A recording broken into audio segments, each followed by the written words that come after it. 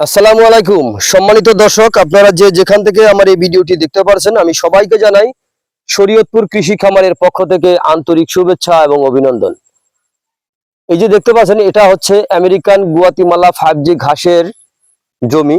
এই জমিতে দেখেন প্রচুর পরিমাণে ঘাস হয়ে আছে, পাতা আর পাতা দেখা যাচ্ছে। এটাই হচ্ছে আপনার আমেরিকান গুয়াতিমালা 5G ঘাস। এই ঘাসে প্রচুর পরিমাণে পাতা। এই ঘাসের চেয়ে বেশি পাতাযুক্ত ঘাস আমাদের বাংলাদেশের সমগ্র বিশ্বের মধ্যে আর নাই। এটাই হচ্ছে সর্বোচ্চ পাতাযুক্ত ক্যালসিয়াম যুক্ত ঘাস। এই ঘাসের যদি আপনি মোতাসহ চারা রোপণ করেন, তাহলে কম সময়ের মধ্যে আপনার অধিক ফলন পাওয়ার আশা করা যায়। এর কারণ ভাই, মোতাসহ চারা রোপণ করলে খুব তাড়াতাড়ি কিন্তু ঘাসটা হয়ে যায়। আর যদি এই ঘাসে কাটিং রোপণ করেন, কাটিং এর ক্ষেত্রে কিন্তু একটু স্লো হয়। আর কাটিং এর ক্ষেত্রে কিন্তু আপনার প্রত্যেকটা কাটিং তো আমার হয় না, কিছু কাটিং আমার মিস হয়। তো এই ঘাসটা আপনার যে কোনো মৌসুমে রোপণ করা যায়। এই ঘাস খাওয়ালে দুধ ও মাংস বৃদ্ধি হয়ে থাকে, অথবা এই ঘাস খাওয়াতে কোনো প্রকার মেশিনের প্রয়োজন হয় না।